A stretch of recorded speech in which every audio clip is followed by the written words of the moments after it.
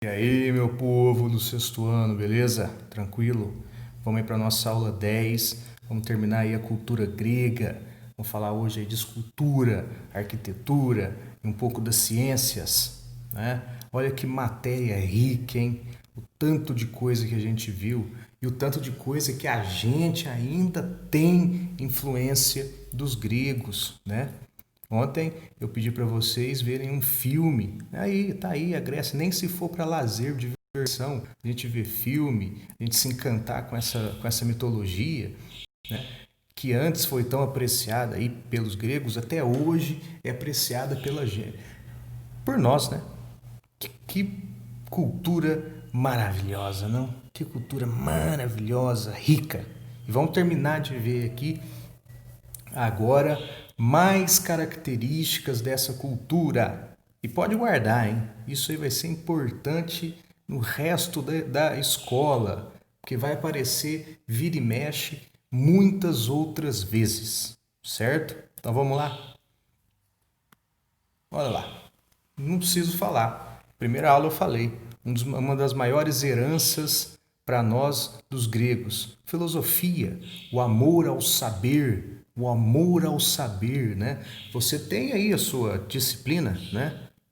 O seu conteúdo curricular aí, filosofia, não tem? Grego, a ideia grega, filosofia ocidental, é um quadro A Morte de Sócrates. Você, quando estudar filosofia mesmo no sexto ano, né, que você começa a estudar os filósofos, né, você vai estudar filosofia assim, pré-socrática e socrática. Você vai ver nomes de filósofos importantíssimos. Um deles aí é o Sócrates. Sócrates tem aquela famosa frase, né? Só sei que nada sei. Eu vou ter que parafrasear o Sócrates, né? Nesses tempos que a gente está vivendo, eu só sei que nada sei. É isso, né? O Sócrates, ele questiona aí o eu, não é? O eu, ele divide a filosofia. Lembrando que Sócrates ele não escreveu nada. Tudo que a gente conhece do Sócrates é pelos seus discípulos, né? Por exemplo, Platão, outro filósofo, escreve muito sobre o Sócrates, né? A gente sabe dele por causa desses escritos, né? Olha aí, dica aí de filosofia para você. Então, o Sócrates ele vai voltar aos questionamentos do eu, do que é o ser humano. Antes, os pré-socráticos falavam, encontravam as respostas ali, falavam sobre, perguntavam sobre a natureza em sua volta, né? Sobre como é a vida em sua volta, e o Sócrates, né? Para ele. Então, uma da a filosofia socrática é aquele negócio de dúvida, de sempre perguntar, não é? De dialogar, do argumento. Você vai estudar melhor, hein? Depois você pergunta aí para o seu professor de filosofia. Aqui o Sócrates, depois ele vai ser condenado, vai ser condenado, ele vai tomar veneno, ele vai morrer envenenado, ele vai ser condenado, que a galera vai falar que ele atrapalhava a democracia na Grécia e tal. Bom, mas isso aí você vê melhor depois, né? Mas então a filosofia é essa outra herança grega, né? Antes você tinha o pensamento mítico. Você buscava as respostas aonde? Na mitologia, né? Tudo isso que a gente viu, o desenho que a gente viu, os filmes que eu indiquei, quando eu expliquei o que era mitologia, né? Era lá. O mito era a resposta para as dúvidas dos gregos. Depois desse pensamento mítico, vai virando esse pensamento filosófico. E aí estou dando um exemplo de um cara só, podia citar um monte, né?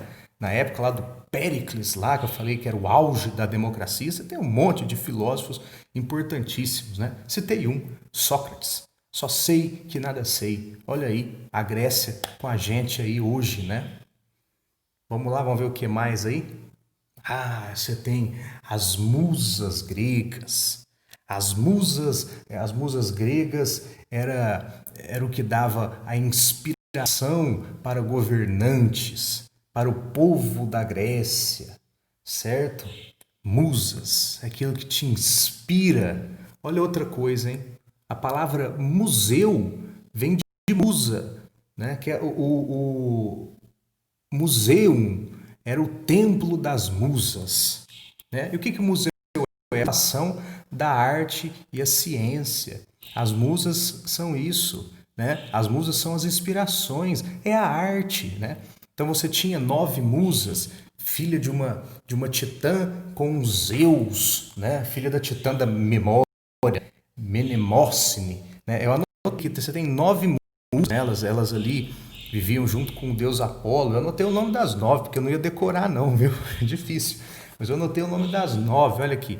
Por exemplo, você tinha a Calíope, era a musa da poesia épica, a Erato, da poesia lírica, a Euterpe, da música, a Melpomene, da tragédia, a Polimínia, da música religiosa, a Thália, da comédia, a Terpsicore, olha, da dança, Urânia, da astronomia.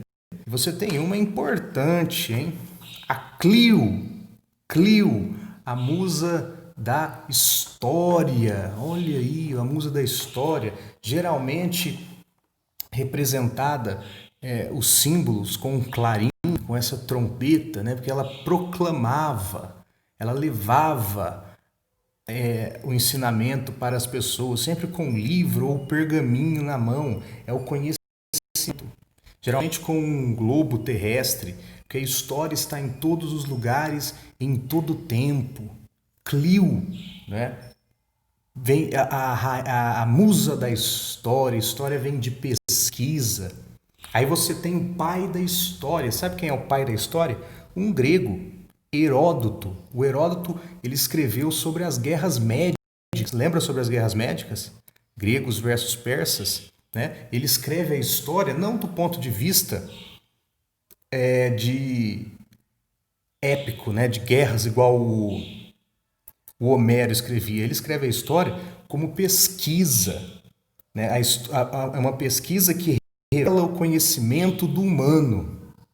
Então a história como pesquisa vem do Heródoto, do grego. Ele escreveu sobre os egípcios, sobre os mesopotâmicos, lembra disso? Então é Heródoto, pai da história. Olha aí, mais coisa dos gregos, né? Mais coisas dos gregos. A Clio, a musa da história. Tranquilo? Vou falar aí um pouco rápido, a aula não ficar grande. Você tem escultura na Grécia, né? Você pensa em Grécia, você lembra daquelas esculturas, né? Aquele monte de esculturas todas brancas em mármore, né? Aí agora eu vou te contar uma coisa. Você sabia que na Grécia... Bom, não, vou falar primeiro aqui as características, tá? A maioria das esculturas na Grécia eram feitas de bronze, a maioria.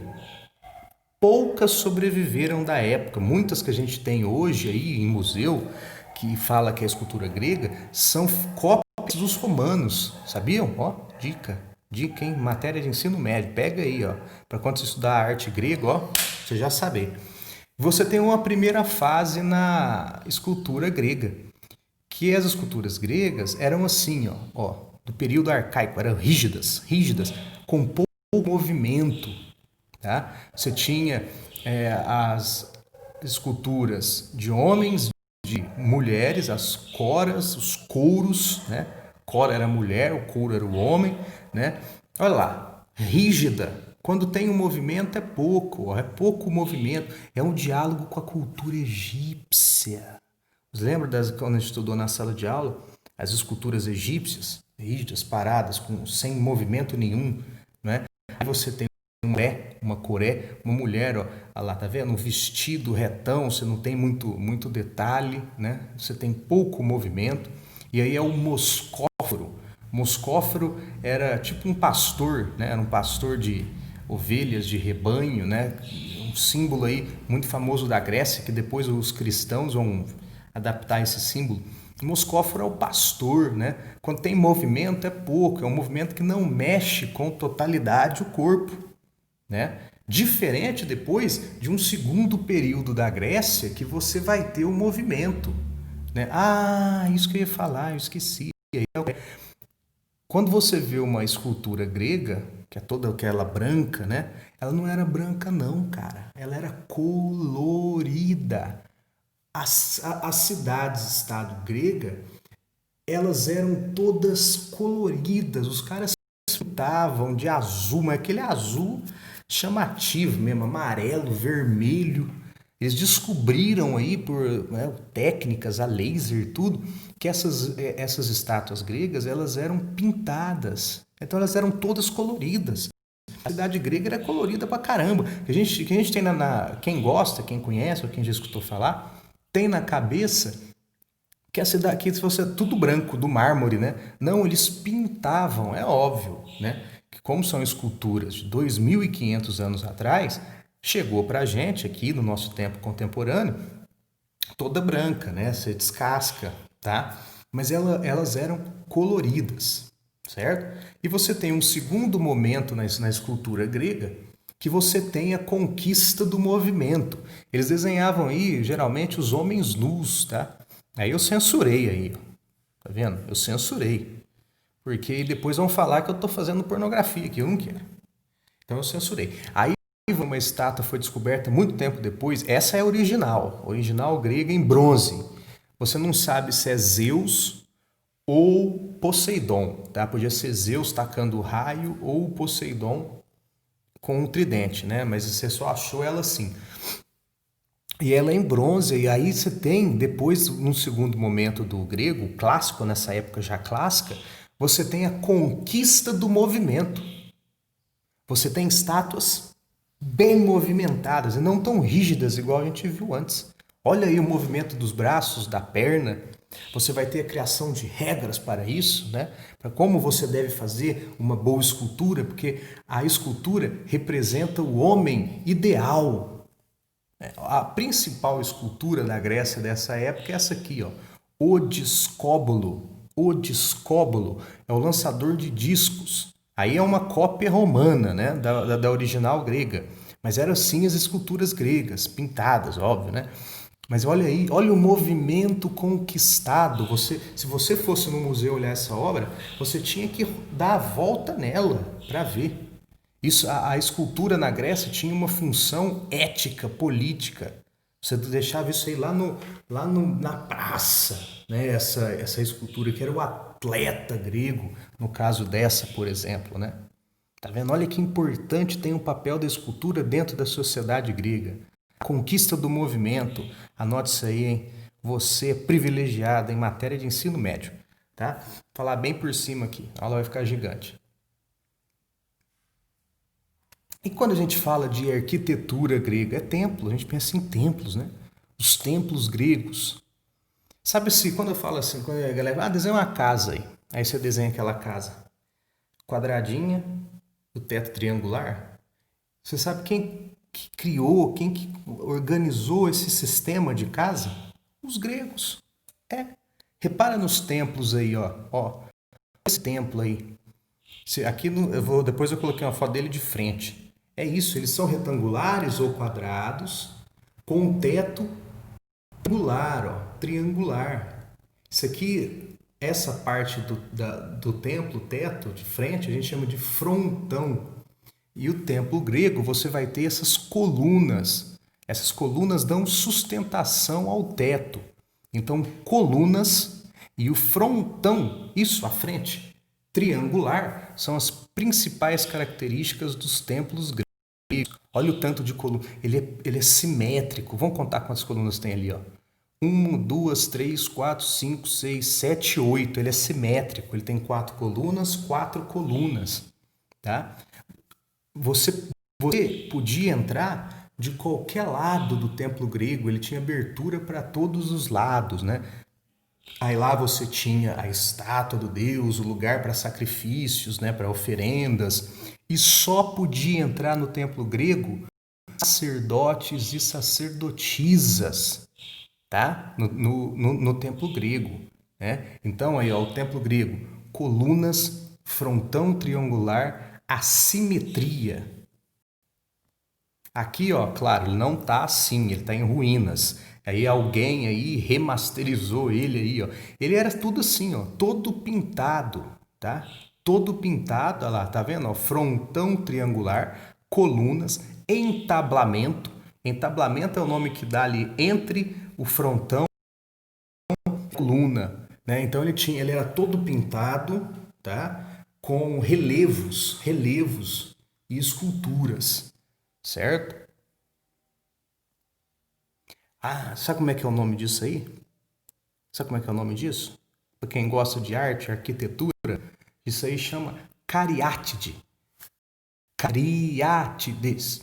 As cariátides eram colunas em forma de mulher, sabe? Em vez de ter aquelas colunas, era uma estátua. Ela sustentava o teto, tá? As cariátides, a gente vê isso muito na Grécia Antiga. Aqui é um quadro, se não me engano, do século XIX, que mostra como era a cidade grega, né? A Acrópole. Olha que legal que era, né? Então você tem lá, ela era colorido, era muito colorido, né? A gente tem aquela coisa de ruínas e tudo em branco. Não, eles pintavam tudo, tá? Eles pintavam tudo. Aqui é o templo, é o que resta do templo de Zeus. Olha aí as colunas. Olha as colunas aí, ó, né? Olha a ponta das colunas. Vamos falar rapidão dessas pontas da coluna? Isso aqui você vai ver em arte. Quando você vê em arte, você matou, já sabe. Tem essa evolução das colunas gregas, tá? Então você tem as colunas, você tem a coluna. Aqui, a ponta dele, tá vendo? A ponta dele chama capitel. Capitel. E na arquitetura grega, você tem essa mudança nas características do capitel. Você tem os capitéis dóricos, que é esse primeiro esquerdo aqui, ó. A coluna dórica, o capitel dórico, ele é rígido, ele é simples, ele não tem muitos detalhes e muitos enfeites. Depois você tem esse do meio aí, ó, ele é chamado de capitel jônico. Capitel jônico. Ele, você vai ter uma coluna, tá vendo, com detalhes já desenhadas, e o capitel, arestas, né, que a gente chama arestas. E o capitel é em voluta.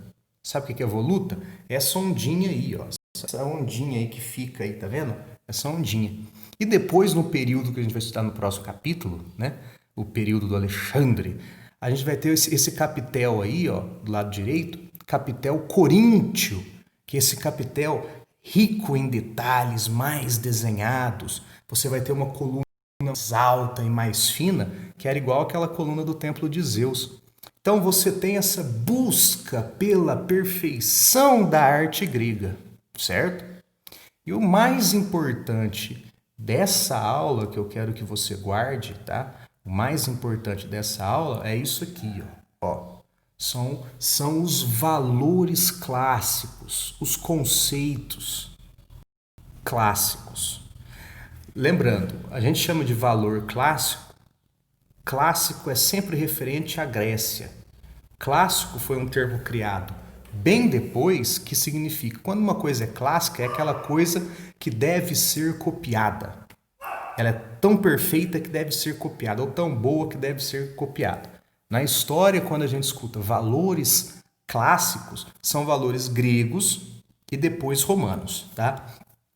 Quais são os valores clássicos? Como você sabe que essa obra é grega? Ou o que o grego antigo pensava? Ele pensava na razão, na beleza e no equilíbrio. Razão. Olha, gente, razão. Lá na filosofia de Sócrates, ele usa do pensamento para entender o mundo. Não é o pensamento mítico, é a razão. Razão quem tem é o ser humano. Você tem que fazer uma obra sempre bela, uma obra sempre equilibrada e harmônica. Você não viu o templo? O templo não é todo simétrico, equilibrado. E o grego é ideal, o grego é idealista. Ele vai fazer aquilo que o homem deveria ser. Por exemplo, aquela escultura que a gente viu é um atleta ideal, né? Por exemplo, você não sabe quem é aquele atleta, porque ele não tem necessidade de falar quem é aquele atleta. Aquele atleta, aquelas esculturas, são o que o homem deveria ser, o que a mulher deveria ser. É idealizado. Ó, beleza humana, o homem idealizado, equilíbrio, a razão que está no homem. A gente viu que os deuses gregos eram igual a quem? Aos homens, não é? Os deuses gregos têm defeitos e têm qualidades. Olha a valorização do ser humano na cultura grega. Guardem esse termo agora aí, hein? O grego, ele é antropocêntrico.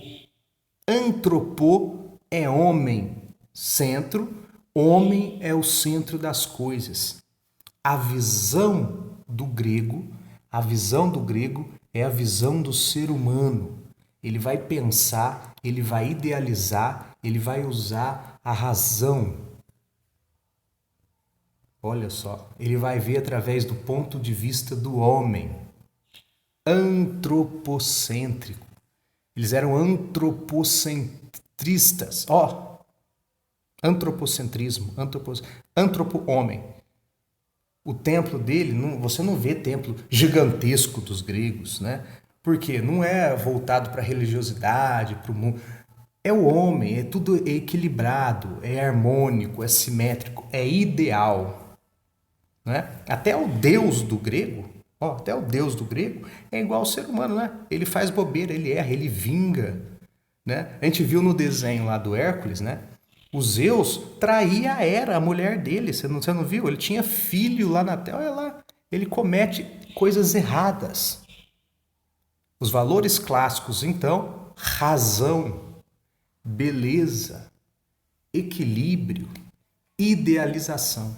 São valores antropocêntricos. São valores que valorizam o ser humano. Então, galera, ó, tentei simplificar essa aula, tá? Para não ficar complicado.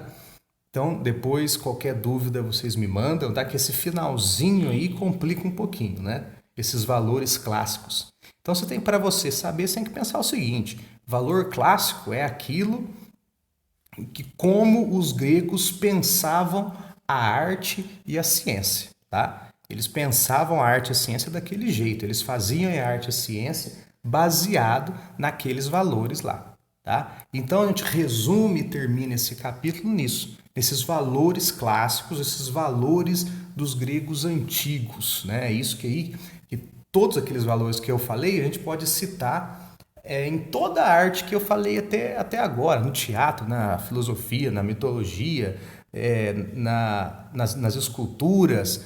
Repara, pensa bem lá. Você não viu? Tudo lá nessas coisas são valorizados o ser humano, não é? Antropocêntrico. Beleza? Então eu encerro essa aula aqui agora. Vamos lá para o grupo de estudos. Muito obrigado e abraço, meu povo.